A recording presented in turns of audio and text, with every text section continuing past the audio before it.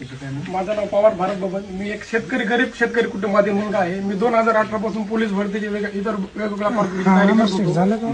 2018ला ज्यावेळेस मी पहिली पोलीस भरती त्यावेळेस मी एका मार्काने वेटिंगला राहिलो. 2021ला ज्यावेळेस भरती दिली त्यावेळेस पण एकाच मार्काने राहिलो. मागच्या वर्षी 2023ला भरती दिली त्यावेळेस वयानुसार वेटिंगला राहिलो.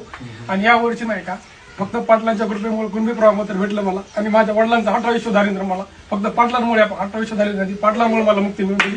मी पाटलांच्या आयुष्य 7 पिढ्यांना येणाऱ्या पाटलांच्या आयुष्यभर कधी उपकार विसरू शकत नाही.